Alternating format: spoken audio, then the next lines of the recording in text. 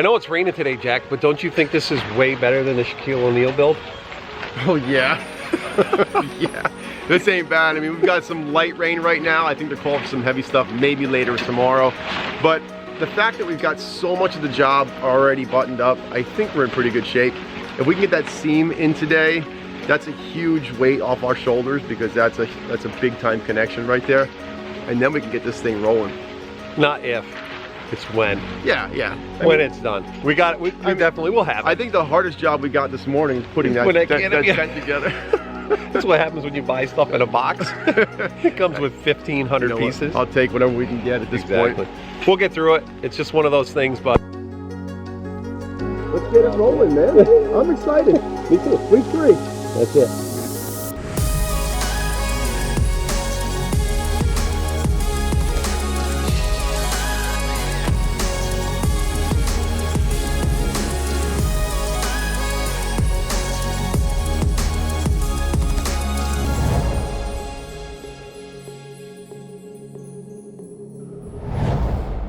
So start of week 3, and we got a fair amount of water in there. We still got to come up at least 18 inches, maybe 20 inches, maybe even a little bit more on that water. The issue is going to be is that we have to finish this seam before that water truck can fill up anymore.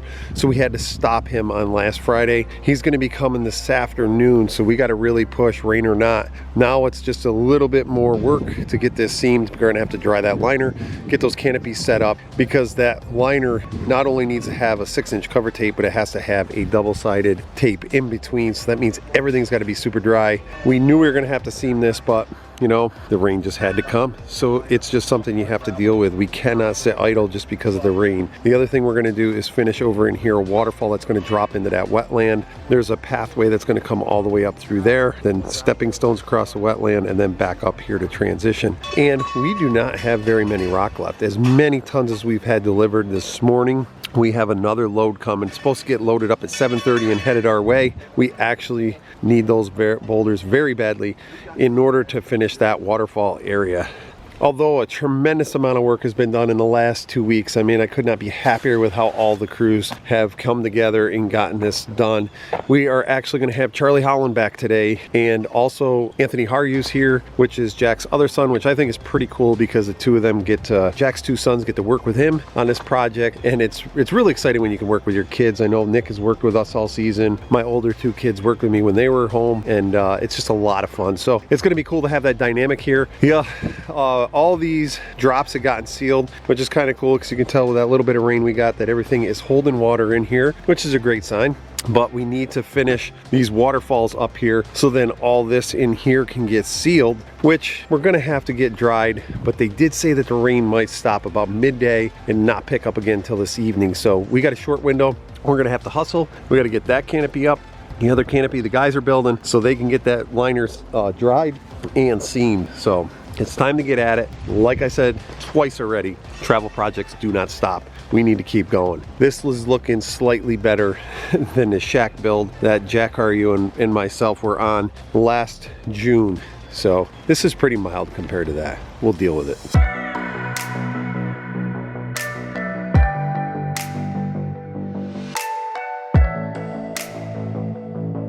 All right, so it's a morning of day 12 and we got a lot of rain coming in this afternoon. They're saying noontime. That's really not gonna slow us down because we're gonna be here working, but we have all morning to start getting some of this other stuff buttoned up. Today is the transition from the pond to the waterfall wetland area, and we'll take a look at that right now. So today, all this has to get sealed up all the way down in through here is one of the things that a couple guys are gonna have to work on. Drew and Boley are gonna finish up that wall over there, and then Jack, myself, and Charlie are going to work on this transition going from the pond into the wetland and waterfall area. We do have a lot of rain coming this afternoon, so we need to hustle this morning. We can get some guys on cleaning some stuff up. We got water tanker coming this afternoon, so we got to be ready for that.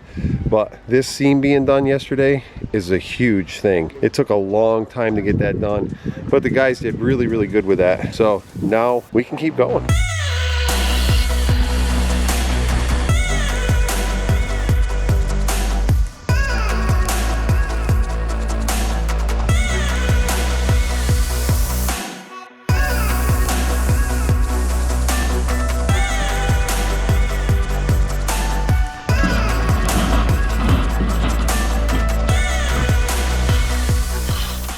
right, so it is day 14. Unfortunately, day 13 was a mess.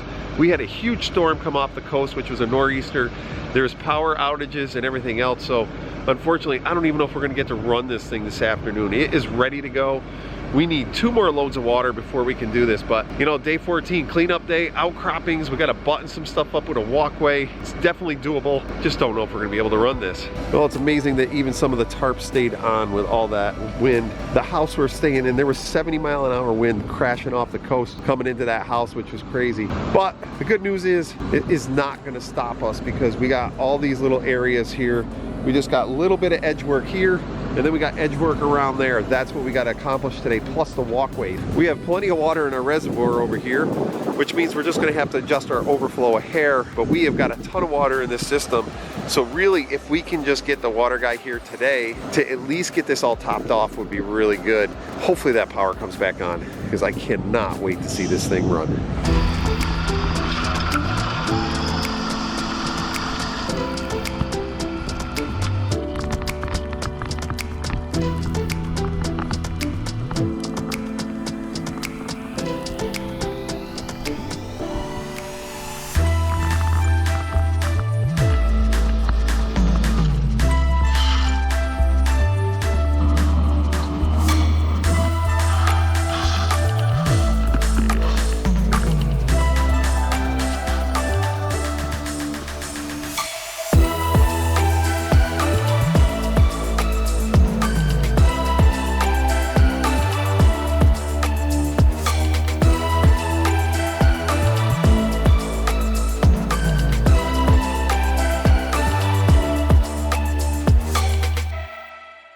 It is day 15, and really we just got a little bit of fine tuning. We got some ruts to fix, which you guys are on. We got piles to move. We got topsoil to get down. But I mean, this project has just been unbelievable. And we had a humongous storm that threw us off a whole day, and we still were able to get it done in the 3-week time period. So today is day 15.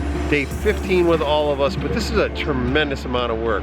Normally this would probably be a project that would take a single company probably 4 to 5 weeks, and we did it in 3 short weeks. So I'll just show you what we got going on today and some of the issues that we might run into. All this area in here is all topsoiled already. We got our mulch in yesterday, and we got a ton of things really done. We got a little bit of stuff. He wants this little bit of drainage ditch. It's just basically fabric and stone, because any water that runs off, he just wants it to run down off the driveway and down around. So we're gonna take care of the remaining part of that today. Jack's actually putting some more rocks in because the owner wanted us to use the remaining rocks on this bank over here, and he cut in a road that the guy can get in the back side of this if he needs to. Drew is finishing up the walkway. This walkway is pretty cool and interactive. It goes all the way back up and around. The guys did a great job with all this, and everything is really coming together. We really just got fine tuning to do, cleanup to do.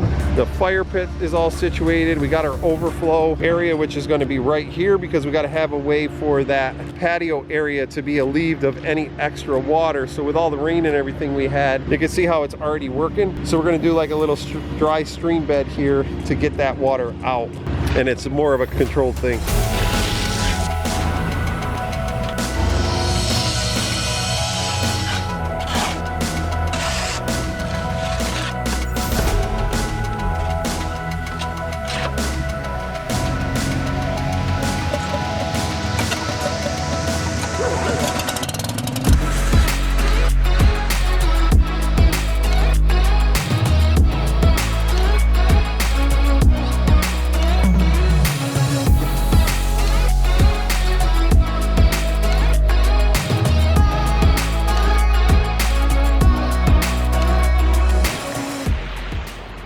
We're gonna take a walkthrough right now through this project out in Norwell, Mass. This recreation pond came out way better than we would have ever expected. We had 2 teams come together with this collaboration, and I am just super excited to show you how it came out. Okay, so down over in here is where our patio fire pit area is. Over to the side, we have our 3 external pumps. So they are very, very quiet. 3 pumps, a 3-horse, and you got 2 12,000 gallon per hour, which puts it just a little bit over a horse each. Let's say a horse and a half. So we have all that power going over here, and you can hardly hear that water going through there. Normally, pool pump is extremely loud, and you got to build some sort of a cover. In this case, the owner is going to build a little bit of roof over because he wants to run this thing through the winter months. We painted all the pipes black. We kind of wanted all that pump stuff to be in stealth mode. So then once he starts planting over in here, you will never see those pumps from any of these sitting areas. So back over in here, both teams were putting this patio together in that fire pit area, and just check out where you're going to be sitting. We got all these massive boulders recessed down in here. So what I'm going to do is I'm going to sit down on one of the sitting rocks that we put in so you can get an idea of what it would look like from here. So right here is the fire pit, and then check out way over in here, you got all these waterfalls. One of the nice things about all the waterfalls being spread out is when you're sitting here, it's not deafening. You can have a conversation, and the pitch of the water, if you ask me, is absolutely perfect.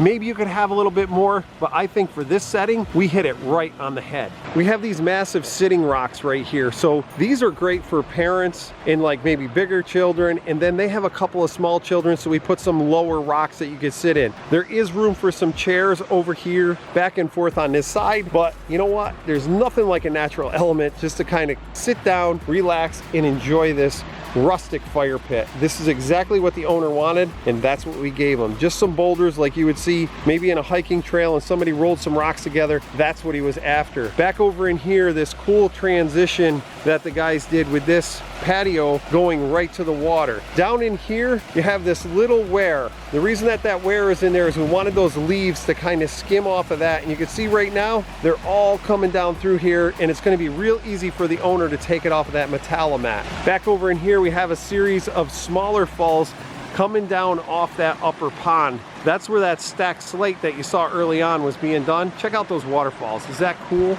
I love thin waterfalls when they're coming through big boulders. And then when you come back over into this section, you can look right through those big boulders, and that's where the water's coming from that other pond up on the top.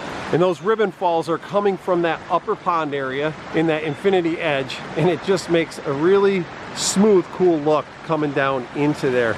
The reason we did all these different types of waterfalls is because that's what nature is like. There's no just perfect sheet falls. There's not just boulder falls, but there's a good mix.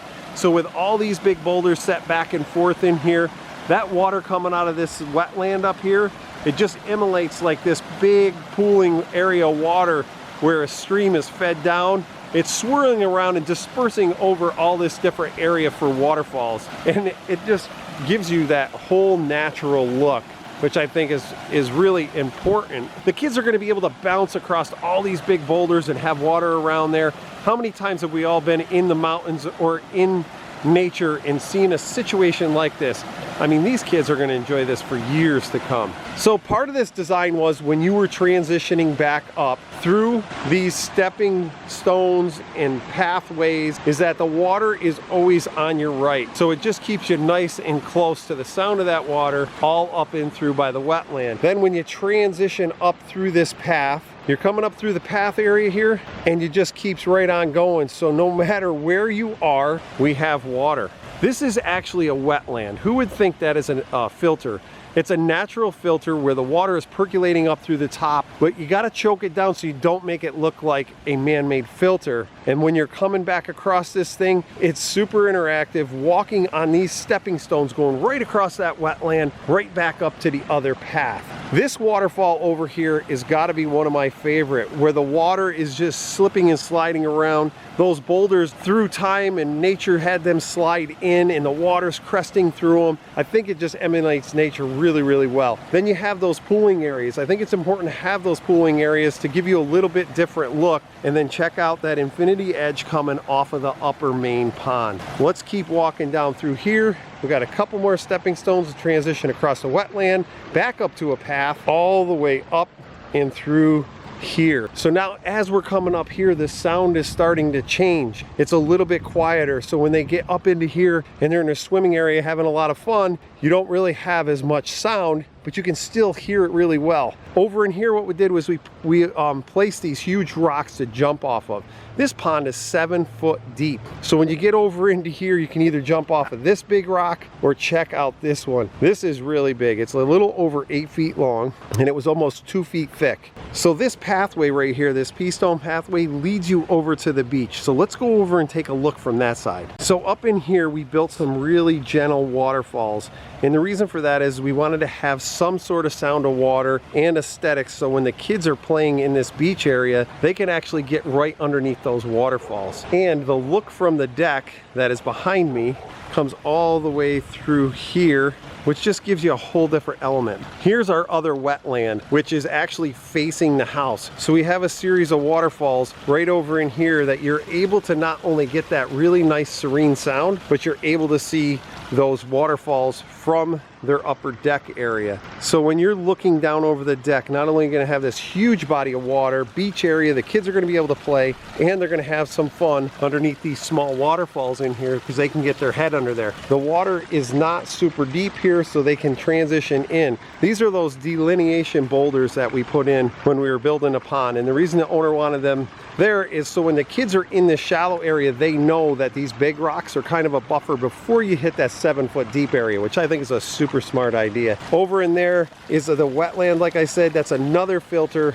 But we kind of got that choked down, so the water is just kind of rushing over and looking like a natural spring bubbling up and coming back over into this section. So this project came together seamlessly, except for that one bad day of weather we had, which totally threw us off and knocked our power out, and that's why we're back here today. I know Jack and I are both super proud of both our teams. We got a lot of experience between the Deckers Pondscapes and Atlantis Water Garden teams, and that's what made this project go seamlessly. Something this size would normally take a month and a half probably for one company, and the two companies together got it done in 3 short weeks. That's a tremendous amount of work to get done in 3 weeks. It can only be done with the right teams, and that's exactly what happened on this Norwell Mass project.